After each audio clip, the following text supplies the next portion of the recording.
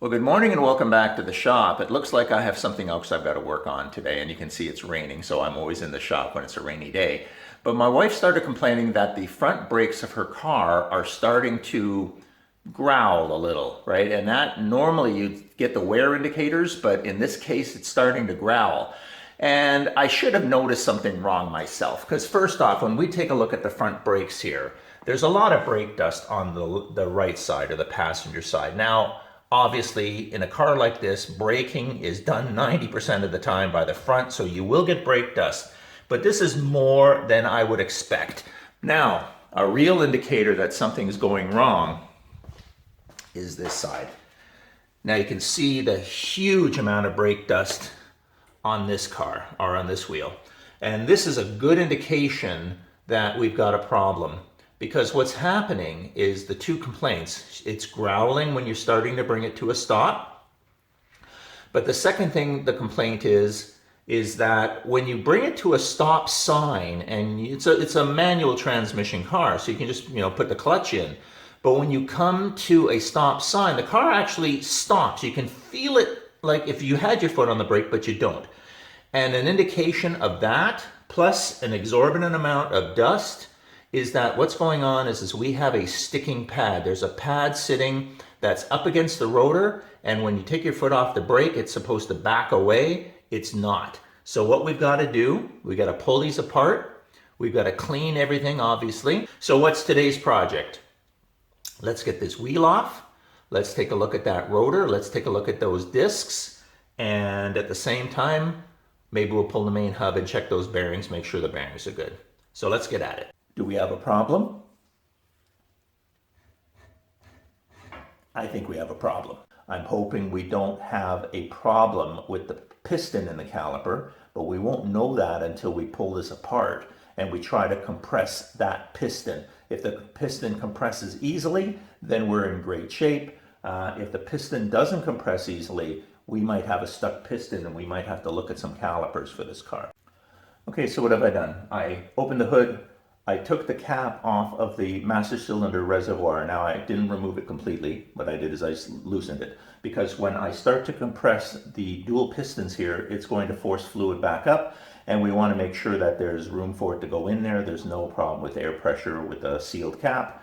But I do leave the cap on, because if I'm pulling and it squirts back up, I don't want brake fluid all over the place, because that stuff is corrosive and you can lose your paint on that.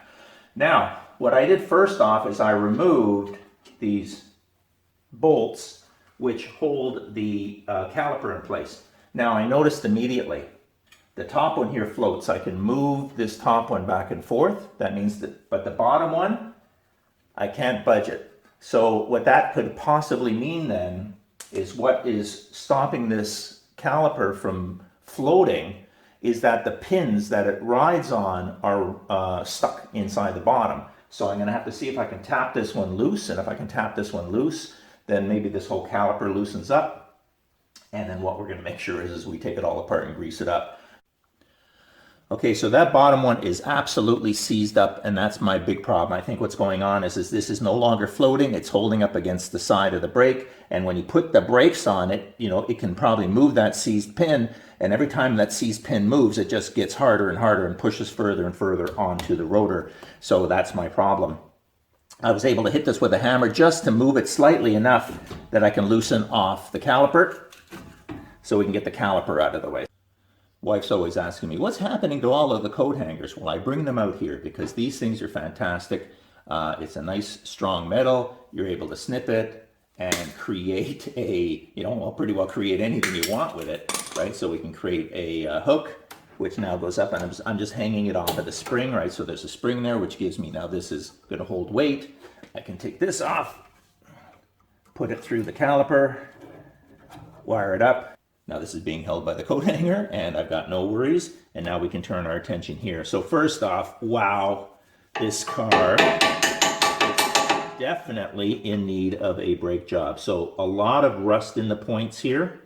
And that means these shoes have stuck closed as well. So we have two things I think happened. The pads are not floating in the bracket. The rear one floats a bit. You can see it does move easy. The front one doesn't want to move very well. So every time you put the brakes on, it moves closer into the disc. It is held there by rust, and what happens is it just wears, and that's why you get a lot of that brake dust. 15 millimeter, that's the main bolts on the back of this bracket. There we go. So what have we got? So this is the caliper mounting bracket. It also houses where the pads go in, and they go into these little grooves here. And we have to make sure they stay clean. We have to make sure they stay lubricated. I have some white Lith, which is a better grease for this. Now we can absolutely see that brake shoe in the back is gone. It is burned out. That's the growl. So what's happened is this was a series of events. What you had is you have this lower pin is seized solid. This pin doesn't move. This pin's supposed to float in and out. That allows the caliper to float. Now you can see the front one here floats no problem. This back one doesn't move. So what was happening? Every time you put the brakes on, the caliper would squeeze on to the rotor, obviously bringing the car to a stop. Every time you took your foot off the brake, this didn't float away. And what was happening is that rear shoe was in constant contact with the rotor. But you can see that it's an event that started months ago.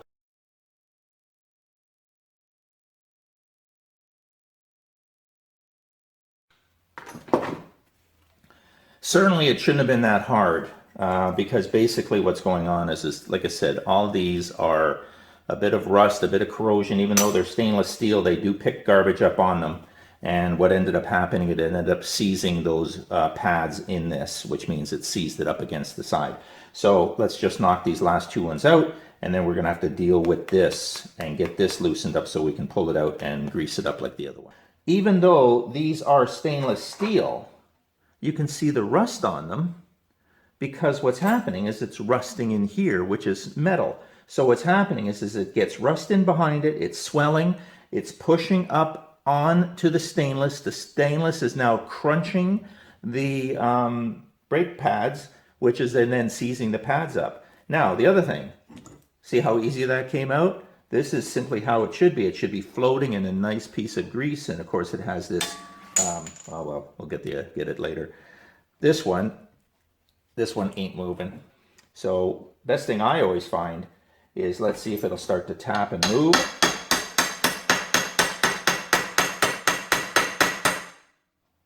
Wow, that is definitely seized in there. Well, I hit it with WD-40. Now what I'm going to do is I'm going to lock the pin in the vise. The reason is because using a wrench or using something on that was hard. It's easy to grab onto this. So now I can start to move this independent. There we go. See, so now it's starting to free up. But look how tight that is. That is something else. So no wonder that brake was holding on. So let's get this off now. There we go. Oh yeah, that is just caked. Now, I don't know how that happened. We're going to get this, we're going to hit a lot of penetrating oil in there. We're going to get the brushes in there. We're going to clean both of these out. Now, this is the lower one. It's possibly that's why it's picking up all that crap. But I would have expected the boot would have helped it. So let's take a look at that boot. Now, the boot's okay. I thought maybe if the boot was cracked or broken, that was letting moisture in, but it's not. So what we're going to do is we're going to obviously clean this. We're going to have to clean all that off. And next thing though, wire brush. And we're just going to clean this whole bracket right off. All right, so hopefully you can see that. So I've taken these down now. They're pretty flat and clean. I'm going to obviously treat that. Now what I've also done is I have the brush. So I've already taken the brush down into here because we have to clean these out, make sure there's nothing in that as well. We have to do that for both sides. Make sure that both sides are clear out, and then we're going to clean the pins, and then we're going to test fit the pins, make sure the pins fit nicely and slide back and forth, and we'll lube all that up. Okay, before we assemble it back in, so you can see it's really shiny. This is not a paint. This is like a penetrating oil, and it is a rust proofing. So it is now penetrating the metal, so that should stop or slow down the rust. That's of course in all of the nooks and crannies. It's not dripping, it's dripless, so it's not going to end up on my brakes, so don't worry about that. But as you can see now, we have some nice, easy moving pins, right? This is where the, like I said, the caliper rides on this, so that's so it can move back and forth freely on the drum or on the disc. So this piece is ready to go back in. So like I said, let's go pull that rotor. Being able to squeeze the quick clamp, and you can see it is absolutely depressing the cylinder, or the pistons. So this is great news because then my pistons aren't seized. And I guess if we check up on top, we can probably see the fluid levels rising back in the reservoir of the master cylinder. Now also be prepared, because sometimes what people do is they add brake fluid, and you really shouldn't, because if you add brake fluid, what you're doing now is you're putting fluid in and those pistons are out. And now that I'm collapsing them, it's possible that the reservoir can overflow. So I know it sounds counterintuitive, but if your brake reservoir is low, don't think that you're running low on brake fluid. Think that your pistons are extended and therefore all of that fluid is behind the pistons. So by collapsing the pistons back down, I'm obviously now driving that fluid back up into the master cylinder. And then we'll pull the rotor off, and we can see that the back is pretty marred up. But a lot of it's to do with rust, and this is the biggest problem we run into up here in Canada, is that you just get so much rust on everything because of the salts we use on our highways. And it gets inside the rotor, and that starts to rust out, and you know, then your brakes start to growl and grind, and of course, if you get rust on the rotor, then what ends up happening is it prematurely burns your pads because it's an abrasive, right? So then you get the pad burn and then all of it, and you saw the rust on the pin. So I mean, this is a big problem up here in Canada for that. Now, if I'm just going to go get my wire brush, I'm going to clean all this up back here, get some of this surface rust off, maybe hit with a little bit of rust paint. Well, you know, the one thing that I get disappointed with the newer vehicles is that a lot of these parts are not user serviceable. It turns out that this dust cap is sealed onto this hub. If I rip this off, I break that seal, and I don't know if this will re-seal, right? In the old dust caps, right, you literally just load them up with grease and knock them back in. But this one here, this is rubber, and this rubber is actually sealed onto the hub. As I said, if I break the seal and I get this hub off and I find there's not a problem, and then I try to put this back on, is that going to seal properly? And if it does not seal properly, then I have then caused the problem, because I'm going to allow moisture into the hub. So I'm going to take the best step I know, and I'm not going to touch that. I'm just going to leave that the way it is.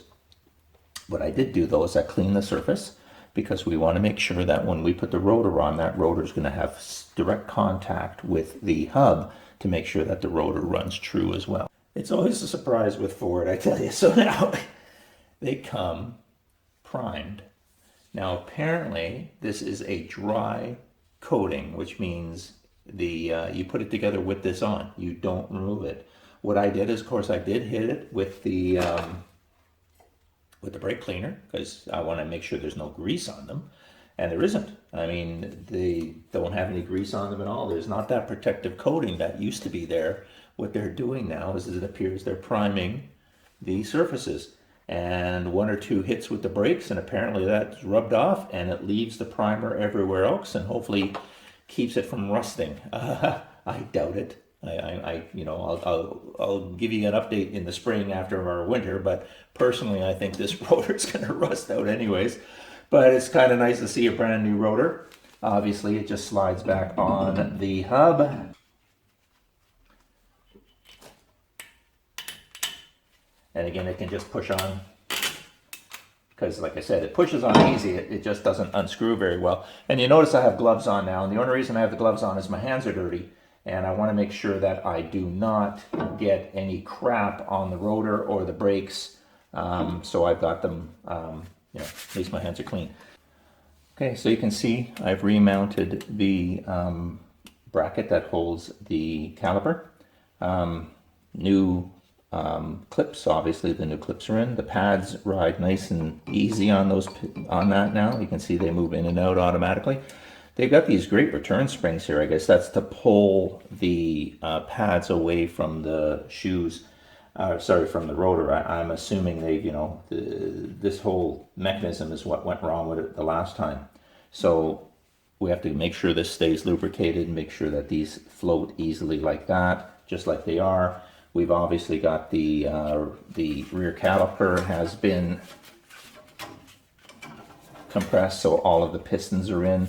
So hopefully this is going to now slide on. I'm going to have to obviously push the pads in because they are wanting to go out. And then we got to push the bottom in here. And that is tight because I guess everything is brand new. So just make a few adjustments and we should be good to go. Okay, so the rotor is now reattached to the bracket. The bracket is obviously bolted onto the back of the front wheel. We got the rotor in place. So of course now the rotor isn't aligned because it hasn't been bolted on yet. So you're going to get a bit of a noise obviously because the rotor is not flat.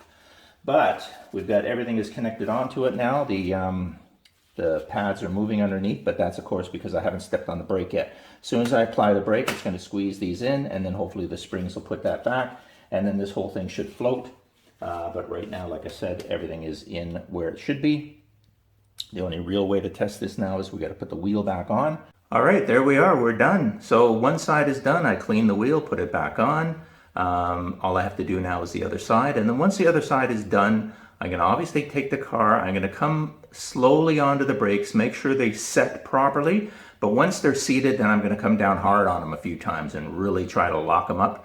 And that way there, we're going to make sure we get rid of all of that primer coating that's on the rotors.